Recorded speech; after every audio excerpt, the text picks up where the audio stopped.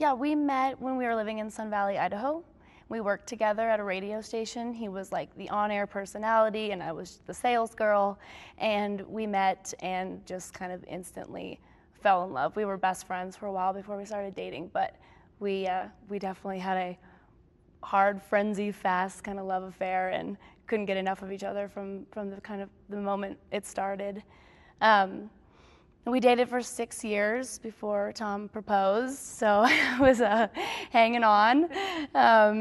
It was fun. We lived in Sun Valley, and then we moved to LA together for him to go get his master's degree, and got married in 2009. And we were married for about 6 weeks before Tom passed away. So we were just definitely in that honeymoon phase when it all happened. So I feel like it's a really unique experience too, because although we were married, I don't really feel like we really ever had a full marriage as in terms of having kids together or things getting messy, buying homes, when real life starts to kind of creep in and get complicated. It was just fun. It was just dating, engagement, best wedding ever, honeymoon. So it was just the perfect ride with Tom.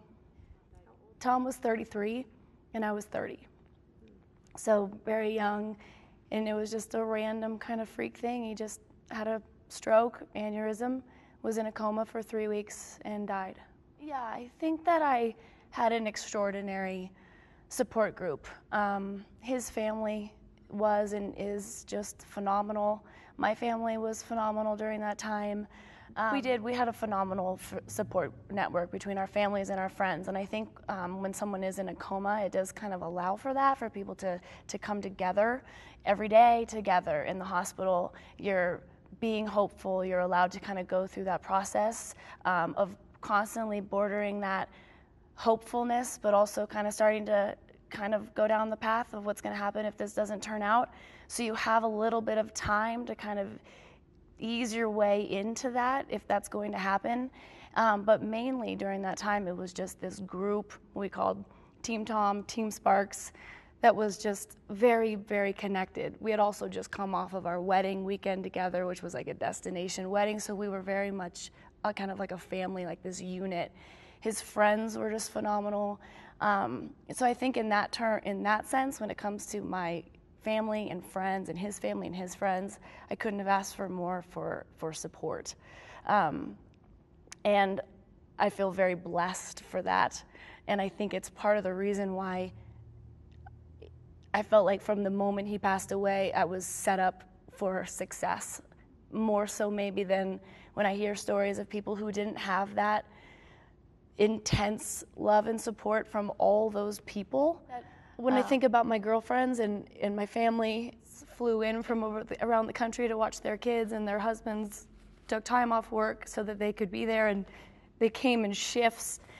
It was such a phenomenal gesture of love. Same thing with my parents and my brothers. It was just like on me. It was like white on rice. It was like there was people everywhere, and not overwhelming, but they were there, and they were just sort of just there. They weren't trying to do anything. There's really nothing that you can do, but they were just there if it came up, or honestly just to be there. And I remember Matt, one of my brothers, being like, let's just take this 5 minutes at a time. Let's try to get through the next 5 minutes together. What do we need to do? And after that, let's get through the next 5 minutes. And then it was like a couple days later, let's get through the next 20. And just being just there for that moment, whatever that meant. And sometimes it was fun. Like we were at lunch having a beer, something we can do. Tom was in a coma, I mean, really.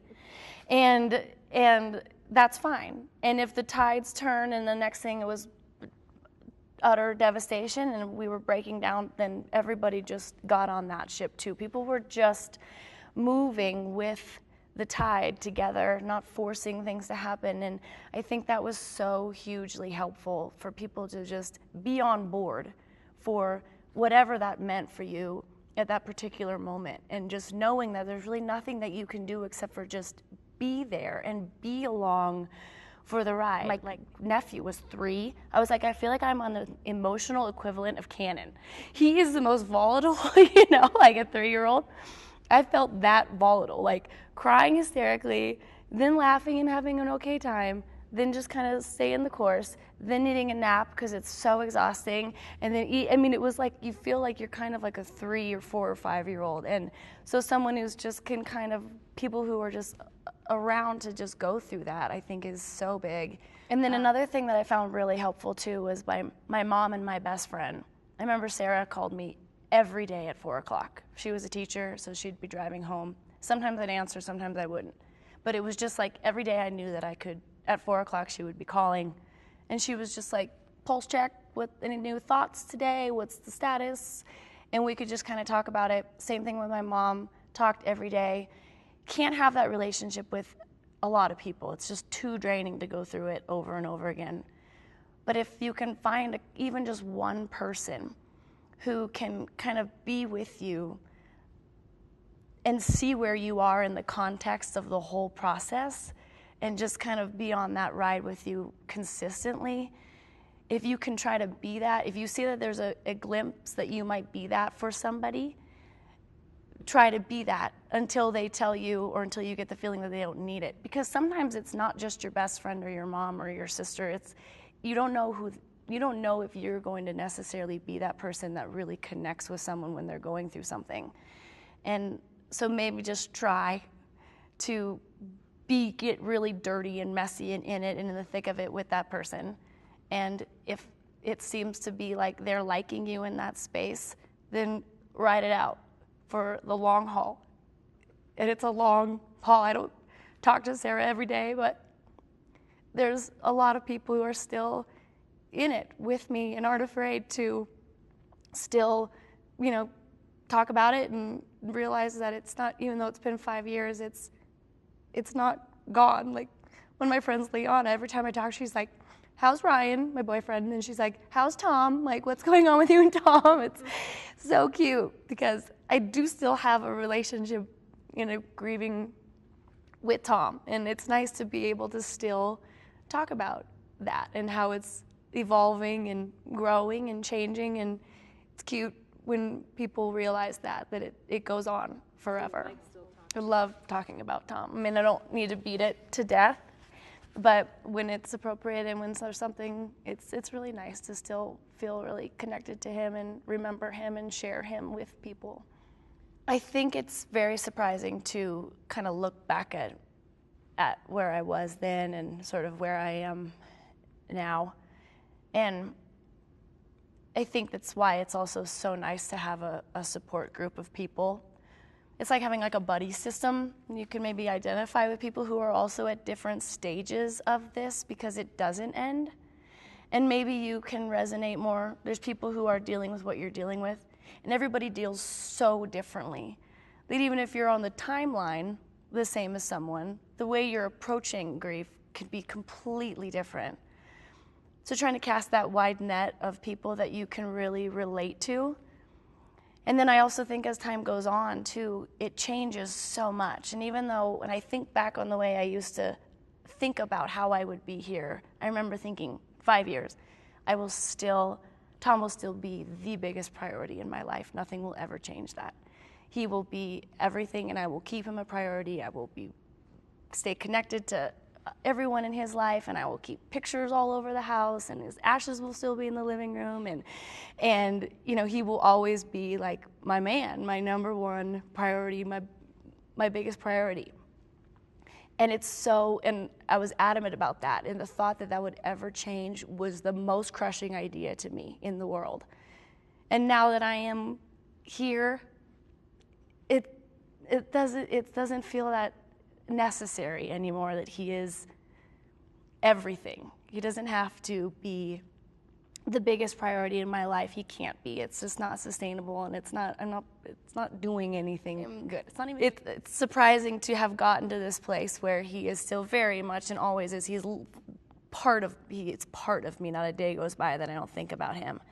But it doesn't have to be. I have a lot of other stuff going on too, and in love again, and But it's not to say that there aren't moments and times when you still want to connect with someone who is also trying to figure out how to move forward and still keep that person in their life, but trying to figure out how that makes sense to keep a person in your life when you really are trying to move forward. And I used to think that it was totally possible to love two people at the same time, and I don't know if that's true anymore. And I think that's also stuff you gotta work out and work on. And it would be nice to be able to find people, women, who are also working on moving forward and working on rebuilding their life at every phase. And I think it's so huge to have a community of people that you can just go to whenever you need. It's like this living, breathing support system of people at all levels dealing with things in all different ways. And I think the more conversation around it, different stories of people dealing in different ways so that people don't feel like they're crazy, because you start to feel like you're crazy the way that maybe you're handling something if someone isn't handling it the same way. It's just so nice to feel validated and okay with what you're doing, and that you're doing a good job and you're just doing what you can and just keep going. Be really patient and kind to yourself and just kind of let it play out. And be also patient and kind with the people around you. No one has any, just like you don't know what you're doing, people also don't really know how to help you. Try to let people help you where they can, and take the help and the support that feels really good and just go with that, and just remove yourself from situations that don't, and just totally be selfish and just give yourself permission to do whatever it is that feels good to you. And whatever that is, even if it feels like it's maybe not appropriate, because you're totally entitled. You have enough to worry about, and you're going through enough that you need to be your own best friend.